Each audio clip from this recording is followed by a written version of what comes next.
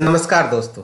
मैं डॉक्टर पवन बासनीवाल आपका स्वागत करता हूं, वेलकम करता हूं। दोस्तों, जैसे आपको सर्दी जुकाम लग जाती है, जिससे खांसी हो जाती है, चाहे वो एलर्जी की वजह से हो रही हो, चाहे सर्दी की वजह से हो रही हो, चाहे स्मोकिंग की वजह से, चाहे इन्फेक्शन की वजह से या अस्थमा की वजह से, इनकी वजह से खांसी हो जाती है। इसका आपको जनरली जो डॉक्टर इलाज देता है वो कौन कौन सा इलाज होता है? एंटीबायोटिक दिया जाता है, एंटी एलर्जिक दवा दी जाती है, पेन किलर या एंटीपायरेटिक, और साथ में कफ सिरप देते हैं। दोस्तों, इसी कफ सिरप की मैं आज बात करने वाला हूँ। कौन सी कफ सिरप आपको लेनी चाहिए, कौन सी कफ सिरप किस तरह की खांसी में दी जाती है। जनरली मैं आज 10 कप सिरप के बारे में पूरी की पूरी जानकारी लेके आया हूँ। तो दोस्तों, इसकी संपूर्ण जानकारी देने वाला हूँ, जैसा कि इनमें होता है क्या है, हमारी बॉडी में किस तरह से काम करती है, कौन सी कप सिरप कब काम करती है, किस तरह से हमारे अंदर जाके काम करती है, कौन सी कप सिरप खांसी के लिए किस तरह से यूज की जाती है, इनका कौन सा बातों का ध्यान रखना चाहिए, कौन सी सावधानियां रखनी चाहिए। दोस्तों, ये संपूर्ण जानकारी दूंगा। आगे बढ़ने से पहले जरूर बोलूंगा, यदि आप चैनल पे पहली बार आए हैं तो चैनल को सब्सक्राइब कर लें, बेल आइकन को इनेबल कर लें, ताकि मैं जब भी नया वीडियो अपलोड करूं इमीडिएटली अलर्ट मिल जाए। दोस्तों, यहाँ पे अपन आज बात करने वाले हैं सबसे पहले कप सिरप की ग्रिलिंगटस। शायद आपने नाम सुना होगा। ये कैसे काम करती है, यदि ये समझ लोगे तो आपको कौन सी दवा लेनी चाहिए वो भी समझ जाओगे। इसमें पहली दवा होती है डेक्स्ट्रोमेथार्फान, जो यहाँ पे हमारे ब्रेन पे काम करती है, जो हमारे कप सेंटर होता है उसको सप्रेस करती है, जिसकी वजह से खांसी नहीं चलती है। दो दूसरी दवा होती है दोस्तों, गुएनिफिसिन और अमोनियम क्लोराइड, जो यहाँ पे आपके खांसी की वजह से जो कफ जमा रहता है, जिसमें वो क्या करता है, कफ को बाहर निकालता। तीसरी दवा होती है क्लोरफेनिरामिन मेलिएट, जो जनरली एंटी एलर्जिक तरह का काम करती है। दोस्तों, ये यहाँ पे जो एलर्जी हो रही है और आपको नोजी आ रही है उसमें काम करती है, मतलब दोनों में काम करती है, खांसी में और आपकी नोजी नहीं बहे उसमें काम करती है। दोस्तों, इस तरह से इसका यूज गले की खराश कम करने में होता है। कफ वाली खांसी में यूज की जाती है। इसकी आपकी नाक बह रही है तो वहां पे इसका यूज होता है, क्योंकि इसमें एंटी एलर्जिक दवा होती है। सांस लेने में समस्या हो रही है उसमें यूज हो जाती है, और गले में जो दर्द होता है खांसने की वजह से उसमें ये इसका इफेक्ट आता है, बहुत अच्छा यूज होता है। दोस्तों, दूसरी दवा होती है ग्रिलिंगटस एलएस। ग्रिलिंगटस एलएस में कौन सी दवाएं होती है वो भी आप समझ लीजिएगा।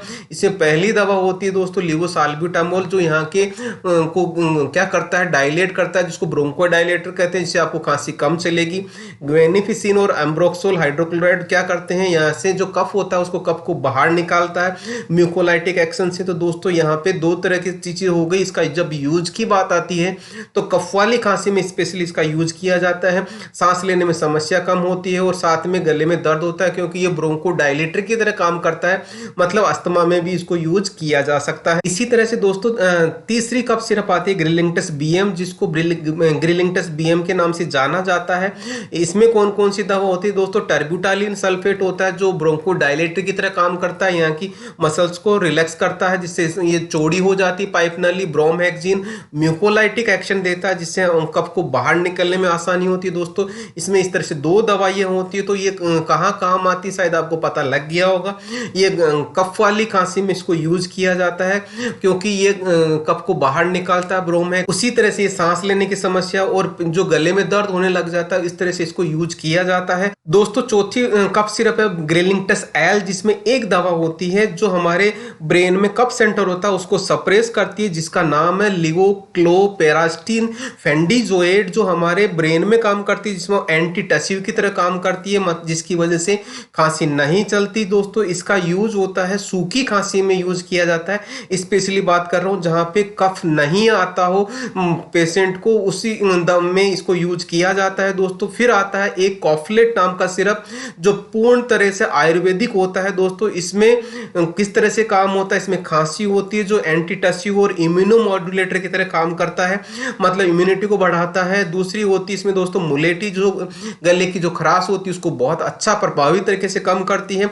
तीसरा इसमें एक और होता है शहद, जो खांसी और गले में जो जलन नाम की होती है उसको बहुत अच्छे से ट्रीट करता है। तो दोस्तों, इस तरह से इसका जब यूज की बात आती है तो खांसी में बहुत अच्छा राहत देती है, गले की खराश में राहत देती है, और यहाँ पे जो सांस लेने में दिक्कत हो रही थी गले में, तो उसमें भी बहुत अच्छा रिलीफ करती है। पूर्णतया दोस्तों आयुर्वेदिक है। दोस्तों, इसी तरह से छठे कफ सिरप आता है कोफोल। कोफोल में क्या होता है समझिए, इसमें तुलसी होती है जो खांसी को रोकता है, और इसके साथ में इसमें क्या होता है वसाका होता है जो बुखार, खांसी और अस्थमा में यूज होता है। इसी तरह से इसमें हल्दी भी होती है जो खांसी और इम्यूनिटी के लिए बहुत अच्छी रहती है दोस्तों।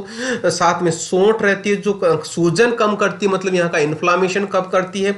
बहेड़ा होता है जिसमें वात, पित्त और कफ तीनों को कम करता है। मुलेठी होती है जिसमें कफ, गले की जो खराश होती है उसको बहुत अच्छे से ट्रीट करता है। इस तरह से ये भी दोस्तों कोफोल एक बहुत अच्छा आयुर्वेदिक ब्लेंडर है, मतलब कफ सिरप है जो सभी हर्ब्स का एक ब्लेंड होता है, उसको अपन ब्लेंडर बोलते हैं दोस्तों।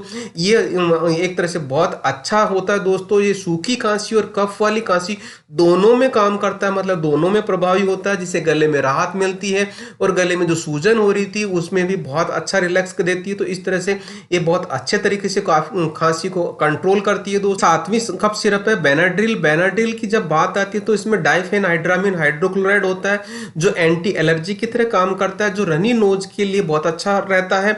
सोडियम सिट्रेट क्या करता है, हमारे जो गले में जो कफ है उसको पतला करता है, और अमोनियम क्लोराइड क्या करता है, उस कफ को बाहर निकालने में सहायक होता है। इस तरह से दोस्तों इन तीनों दवाओं का एक मिश्रित एक्शन आता है, जिसकी वजह से इसको यूज किया जाता है बहती नाक के लिए, मतलब आपकी नाक बह रही हो, नाक में पानी आ रहा हो, कफ वाली खांसी में यूज किया जाता है, कफ जो कफ की वजह से दर्द होने लग जाता है उसमें यूज किया जाता है, और आपको सांस लेने में आराम मिलता है क्योंकि टाइमली आपका कफ बाहर निकल जाता है। इस तरह से इसको यूज किया जाता है। उसी तरह से दोस्तों 8वें नंबर की है डाबर हनीटस कफ सिरप। जो डाबर हनीटस भी एक पूर्णतया से आयुर्वेदिक कफ सिरप है, जिसमें सारे के सारे हर्ब्स हैं, जैसे तुलसी, मुलेठी, बनफक्सा, कंठकारी, तुलसी, तालीस पत्र, सूंठ, पीपल, अड़ूसा, कपूर कचरी, शहद, पुदीना। दोस्तों ये सारे के सारे क्या करते हैं, कफ जो गले की खराश है उसको कम करते हैं, जो कफ होता है उसको पतला करते हैं, कफ को बाहर निकालते हैं, गले की जलन, गले की सूजन, उन सभी को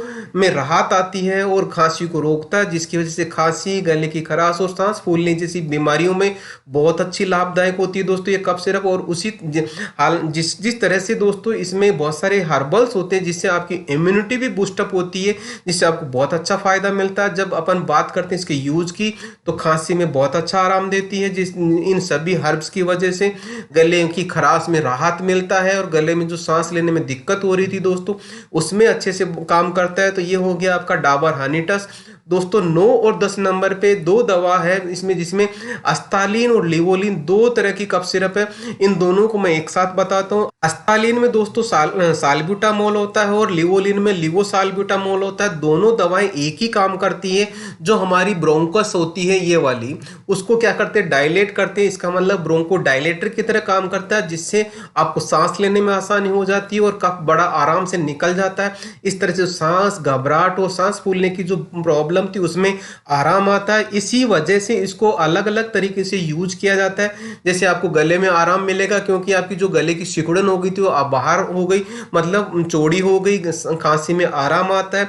यदि पेशेंट अस्थमा वाला है तो उसमें भी उसको बहुत अच्छा आराम आता है। सांस लेने में कोई दिक्कत हो रही है उसमें आराम आता है। एक बीमारी होती है जिसको बोलते हैं COPD, जिसको क्रॉनिक ऑब्स्ट्रक्टिव पल्मोनरी डिजीज बोलते हैं, उसमें भी इसको यूज किया जाता है। दोस्तों कफ सिरप के साथ में कौन सी सावधानी रखनी चाहिए मैं अपन बात करते हैं। जो कोई भी कफ सिरप लेंगे आपको डॉक्टर की सलाह से दवाई लेनी है, और इस दवा को आप चाहे खाने से पहले और खाने के बाद में कभी भी ले सकते हैं। लेकिन ध्यान रहे जो डॉक्टर ने प्रिस्क्राइब किया वो डॉक्टर की डोज पूरी लेनी चाहिए। शराब का सेवन करते हैं आपको नहीं करना चाहिए दवा के साथ में। प्रेग्नेंट लेडीज और बच्चों को दूध पिलाने वाली माताओं को डॉक्टर की सलाह बिना कतई दवा नहीं लेनी चाहिए। यदि इनमें से किसी भी दवा से आपको कोई एलर्जी है तो वो दवा इमीडिएटली स्टॉप कर देनी चाहिए और प्रॉपर ट्रीटमेंट आपको डॉक्टर से लेना चाहिए। यदि आपको लीवर और किडनी से प्रॉब्लम है, मतलब इनसे रिलेटेड कोई बीमारी है, तो आपको ये दवा यूज करने से पहले डॉक्टर को कंसल्ट जरूर करें और उस बीमारी के बारे में बताएं, ताकि आपको प्रॉपर डोज और प्रॉपर दवाई आपको मिल सके आपको अपने डॉक्टर से। दोस्तों इन 10 कफ सिरप के बारे में मैंने आपको जो जानकारी दी वो आपको कैसी लगी कमेंट सेक्शन में कमेंट कीजिएगा।